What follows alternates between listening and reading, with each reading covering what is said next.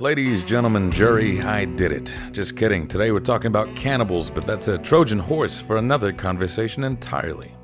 What sparked the first conversation was a new news report about a new Newzoo report. Newzoo, in their own words, is a company that's on a mission to be the video game industry's primary source of PC and console market intelligence. Intelligence? They're spies? I never known a spy to have a website.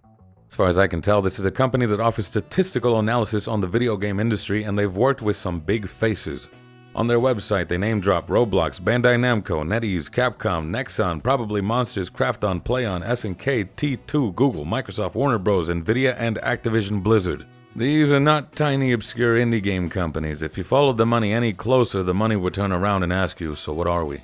And Newzoo's Director of Market Intelligence recently spoke about current industry trends, where he said amongst other things that they clearly see a cannibalization of the sales of AAA premium games on Xbox through Game Pass.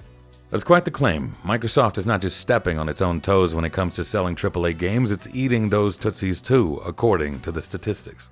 But there's three things to keep in mind when talking about statistics. The first part is gathering data, the second part is interpreting data, the third part is humans are the ones doing part 1 and 2. Math has no emotions or bias, but humans do, and as Mark Twain said, there are lies, damn lies, and statistics. As far as I know, there's no way currently to quantify when people had every intention to buy a game until they played it on Game Pass. Aside from asking everyone, how would you even go about collecting that kind of information? Is there a survey? Are you happy with your car insurance? Were you going to buy this game until you played it on Game Pass? Yeah. Yeah, you're happy with your car insurance or the Game Pass thing? Yeah. I'll put you down for both then. The real problem here is what I refer to as assuming a given. Given that you downloaded and played a game for longer than 2 hours, then that's a sign that you would have bought the game. But since you didn't, then we must assume Game Pass cannibalized the sale. This is the same false assumption that gets framed around piracy. If your video game is pirated, then that is a lost sale. The same wonky reasoning applied to secondhand game sales. Every time someone buys a used game from someone else, and that is a lost sale. It's the same loose logic that was applied to demos. Every time someone plays a demo and doesn't commit to the purchase, then that demo lost you a sale. Even further, video game content. Anytime you watch a stream or somebody's YouTube playthrough, that is a lost sale. I'm not saying these things don't cost any sales at all. I'm saying you can't just assume there were going to be guaranteed buys until something changed their mind. What is that anyhow? It's almost like a sense of entitlement. It's like when a content creator reveals she's not single and suddenly she loses viewers and subscribers from the hundreds and thousands of guys who think they lost out. It's a real thing, I promise. They didn't lose out, they assumed they were all in the running. Some gamers have an assumed given as well. They assume every game that isn't good is robbing them of a masterpiece and someone has to pay. When statistically speaking, most games are far from it. Great games are mathematically a miracle, not a given, not a certainty. But because our initial framing was off, everything that follows is off. It reminds me of that scene in Home Alone 1, where the kids are gawking at the neighbor. Kevin's older brother convinces him that this mild-mannered neighbor is actually a deranged killer. And this guy's just minding his own business, but now everything he does is interpreted as menacing. But what if, instead of screaming and running away, Kevin, convinced that the old guy is a murderer, protects his family by killing the old guy? God knows he's capable. That's why this stuff is important. It's not just semantics, it's statistics. This industry is immature and impressionable and data-driven. It doesn't just look at numbers for fun office trivia at the pizza party. It uses data to decide the best course of action. And if their math is off, then their actions can have adverse effects. This assumption of lost sales was why we saw fewer demos for a while. It's why Nintendo cracks down so hard on emulation. It's why war was waged against rental services and secondhand retailers. It's why Let's Plays and streams were fought off. It's why you see harsher DRM. The runoff effects of bad math is overall one of the reasons why we have less ownership over our games. And I think if we tweak the initial framing, we can paint a better picture of where we are now. We have more data that suggests the average gamer doesn't buy that many new games per year. And most people's game time is spent in games that are 6 years and older. So it's unlikely that Game Pass is cannibalizing sales. It's more likely causing people to try games they had no intention of buying to begin with. Some people have brought up that maybe subscription services are devaluing games, and I'd consider that more likely than outright cannibalization, but to what extent are games being devalued? I can't say. I can raise another question though. To what extent has the AAA industry devalued itself? AAA used to mean something to me. They were the innovators and the big hitters. They were something to look forward to. That reputation is gone. The quality dropped over time.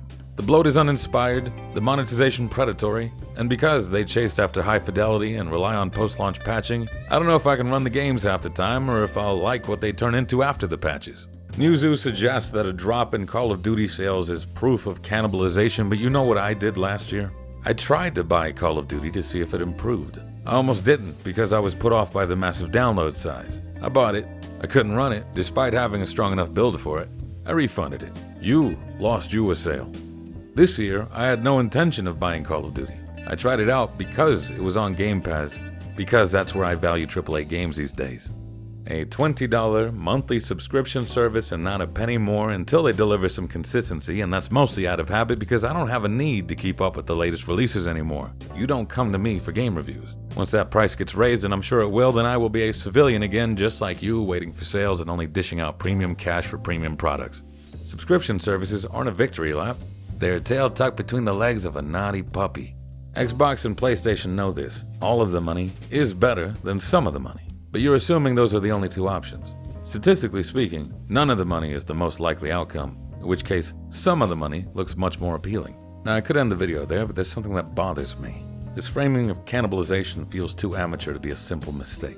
There's too much money at stake here for this to be a genuine professional statistical analysis given by genuine professional statistical analysts. I feel like this whole conversation was either foolish sycophancy or a sneaky smokescreen for something else. Sure, maybe it's just run-of-the-mill ignorance. Guy can't do his job right, had to say something. They don't pay you the big bucks just to say the data's inconclusive. Or maybe it's egotistical to assume any game played for longer than 2 hours would have been a sale had it not been for that meddling Game Pass. Finding arrogance in this industry is like finding wet in a pool. I lean more towards sycophancy. Someone's having to bias their interpretation in a way that Microsoft approves of. Because being told you're cannibalizing your own sales is not good, but it means you still have the juice. You got the quality, you just gotta figure out your pricing and releases. What's worse is telling someone, as honest as it is, that they got no juice anymore. They're dry, they devalued everything they touch. They gotta start over from scratch. You are the problem. Well, that's not very team player of you. I'll just find someone else who is. And keep in mind that this level of sycophancy has happened before if you recall Redfall. Phil Spencer apologized, said Xbox was expecting better reviews on release because they received better internal reviews. In one video I wagered any developer who had the spine to tell their boss the game was a dumpster fire was probably moved off of the project. I know now that is actually what happened. I have no reason to believe this manufactured meekness wouldn't happen again, but there is also the possibility that this whole thing is a statistical sleight of hand. Right now, subscription services appeal to the most locked-in consumer base. People who normally buy a lot of games per calendar year are getting the most value. On the developer side, if you don't have faith in your game becoming a hit, then being featured on a subscription service is as good as it's gonna get. It's a safety net.